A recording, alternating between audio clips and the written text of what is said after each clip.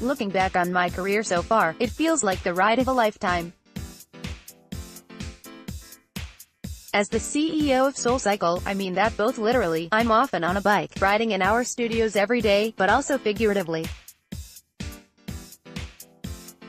When I started college I was an engineering major, and by the time I graduated I had pivoted my concentration along with my life plan. In my sophomore year in college, I had this epiphany while sitting on the floor of my dorm room, trying to design a wind turbine for class. Up until that night, my plan had been to study engineering then architecture and build my own practice. That evening, I realized that my passion wasn't in wind turbines, engineering or architecture at all. So at 20, I abandoned my original ideas of what my life would look like and started from scratch. Though I didn't have a plan at that moment, I did have interests and instincts, and following them has helped me at every point in my career.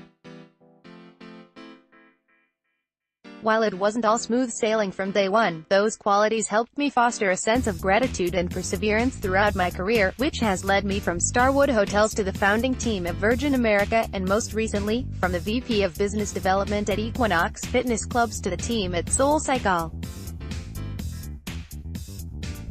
While I couldn't have anticipated that trajectory, here's what I would tell myself as an uncertain young woman just starting out: ignore the shoulds. When asked for advice, I hear a lot of shoulds. I should be a banker. I should go to law school. I should pursue what I studied in school. I understand that impulse because my college peers also chose pretty linear and mappable career paths. Instead, I took a different path and worked on the corporate development team at Starwood Hotels right out of college.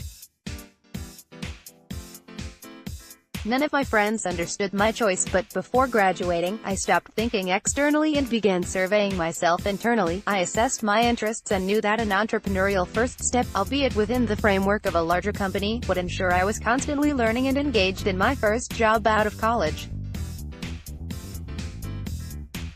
Keep your head down and keep learning. The most important questions you can ask yourself in any job are: am I learning?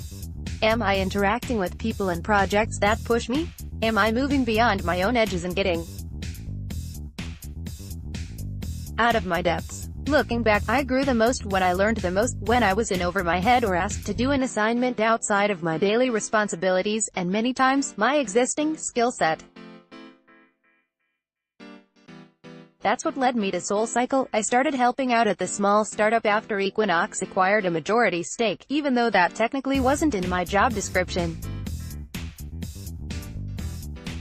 In that same spirit, don't get so fixated on a role or a title or a promotion. Instead, really think about the meaning of your work, what kind of impact you're having, and the growth you're experiencing above all else. Don't expect anything. Don't think about what you want, think about what you can contribute to everyone, regardless of their title, and invest in others every day. Time for lunch or coffee even when you're busy.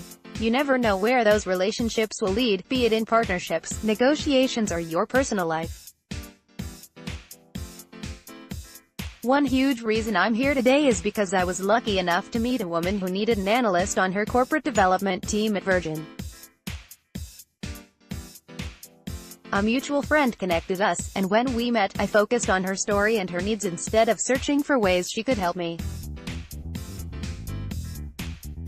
After our first conversation, I eventually explained to her how I could help her role and team. Just remember, good stuff comes from reaching out and making time without an agenda. Always be present, think long-term, but try not to get too focused on what's next. Be present in your present and make the most of where you are. Every day, look for ways to pitch in and impact your team, or bring your creative thinking to the day-to-day needs of your job. Beyond work, it's so important to apply this in your personal life, and to be present for your family and friends. Personally, I make breakfast with my kids on weekends and implement strict no-phone policies during meals. I prioritize and respect that time to recharge outside of the office, all while immersing myself in my children's lives. Because we're all so time-starved, it's critical to make the time you have with friends and family really count.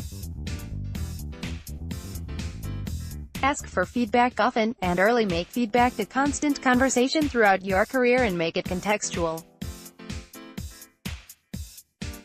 After delivering a project, for example, it's always good advice to ask, "How did the project go? Do you have any feedback for me? How could this have gone better? What went well?" That we can acknowledge and continue. I think having that ongoing check-in during real-time moments, instead of some yearly grand reveal, is helpful in any position. Finding success means finding happiness for you, and that means living and growing, sometimes failing and deciding what rings true for you. Still, for anyone who feels as lost as I did in that moment of clarity with my wind turbine, my lasting piece of advice is to learn to trust. Trust that your experience and instincts will guide you through uncertain moments to exactly who and where you're supposed to be.